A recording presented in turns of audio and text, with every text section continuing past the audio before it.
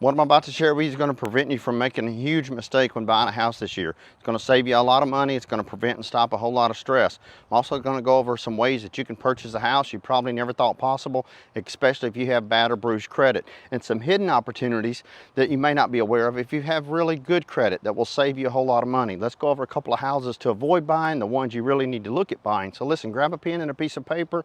You're going to want to write this down. Now, if you haven't already done so, you may want to subscribe to the channel. My name is Wayne Turner. For nearly 30 years, I've bought, flipped, built, done just about everything when it comes to real estate. I've helped thousands of people purchase their homes, and I share that with you so you can have the confidence knowing that what you learned from me is from actual decades of experience. And if you know someone that is in real estate or thinking about getting into selling real estate, share this video with them as it will bring them great value. So let's jump in. Now, the first mistake that people make is not beginning with the end in mind, meaning that what's the reason that you want to purchase a house? Ask yourself, why are you buying a house? Not just to build wealth, because you're going to gain equity, you're going to pay the payment down, right? And you're going to build equity and be able to sell the property, move on to a bigger home one day. But at the end of the day, you have to ask yourself, what are your hobbies? Do you like to cook? If you like to cook, you may not want a small galley kitchen. You might want to write that you want a big kitchen. You may not want a big backyard if you don't like lawn work. You may not want a small backyard if you're wanting to do gardening. So you have to begin with the end in mind. What is your goal? The last thing you want to do is to purchase a home only to realize that it's not the home for you.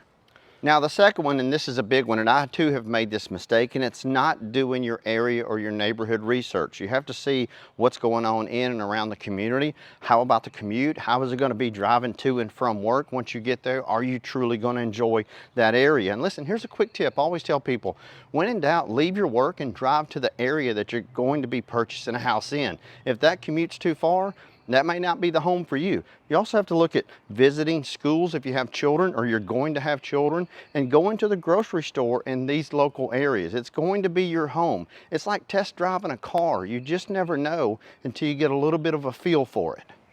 Now, number three, and you may want to write these down because we're about to start talking about money. First off, you do not need 20% down to purchase a property. You can purchase a home for as little as 3.5% down with an FHA loan. However, you will have to pay private mortgage insurance, and that private mortgage insurance stays on that loan with you and that property, house, forever until or unless you refinance the property to a conventional loan. Now, you can get a conventional loan, and with a conventional loan, you only need 5% to put down on a property. There's also USDA loans, and those are the loans that I made reference to earlier about if you have really good credit. So if you have a 620 or higher credit score, you can purchase a home with a USDA loan.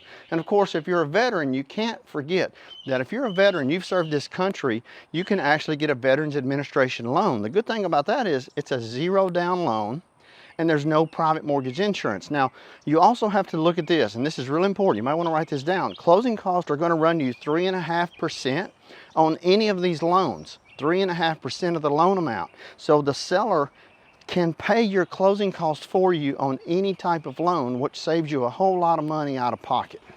Now, the fourth mistake that people make is not getting approved for a mortgage. And there is a difference between being approved and being qualified. Approved is where you give them permission to pull your credit, verify your income, look at your credit score, your debt to income ratios, how much is going in, how much is going out. A qualification is when you just talk with a lender on the phone and they tell you based on what you're telling them is your credit score. They don't pull your credit, but they can kind of give you an idea. Now, when you're ready to go out and actually start looking for a home, you need that pre-approval letter because it's like cash in hand, because when you purchase that property, the cash that the lender's loaning you on that home is going to the seller. So when you show a homeowner, a bank, or foreclosure you're buying, a builder, doesn't matter, when you have an approval letter, it shows them that you're actually approved for the loan and you're ready to go. And now something that they're doing, which is really exciting in the year of 2025, is they're about to take medical billing, they're about to take medical credit issues off your credit. So you're more than likely going to see a jump in credit scores once they start removing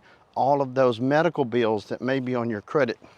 Now, the fifth mistake that people make is overestimating the cost of home ownership. It's not just the payment, which your taxes and insurance will be included in that payment, but you also have to look at the maintenance cost. It's not a bad idea to get highs and lows from the utility company. You can do that from the water company, the gas company, as well as the electric company to get a feel and an idea of what the utilities are running on that house. It's also a good idea to get an insurance quote, either before you write the contract or during your due diligence period. You have to know all the costs going in. That way, when you purchase that home, you're not surprised by anything. Now, number 6, and this is a big mistake, and I always tell people, do not forego the opportunity to inspect the property. You have the right to do an inspection through your due diligence period, and oftentimes when you get in a competitive offer, when there's multiple offers, to make your offer look better than someone else's, you'll just buy the home as is and forget about doing an inspection. That can be horrible, and it doesn't matter if it's a pre-owned home, a foreclosure, or a brand new home. You never want to forfeit your right to do a home inspection, because you just have to understand this.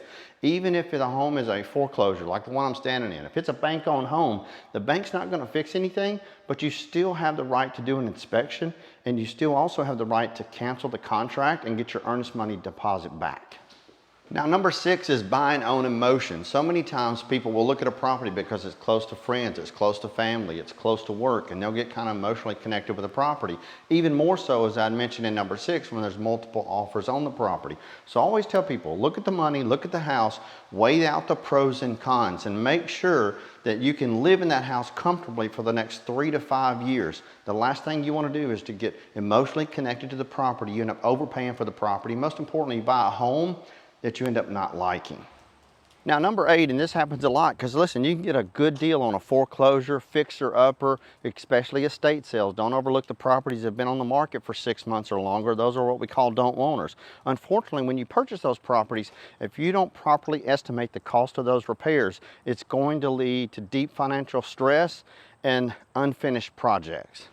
Now, number 9 is ignoring market conditions. You don't want to jump too soon, but you want to do your research. You want to make sure, are the rates going to go down? Nobody truly really knows until they go down, or maybe a week or two before.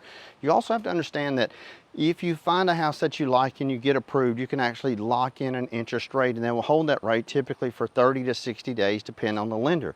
But ignoring the market conditions in the research, and most importantly, watching or listening to people that are not experienced in the real estate and housing market. There's a lot of people out there that are fear-mongering to get YouTube views that basically say the housing market's going to crash.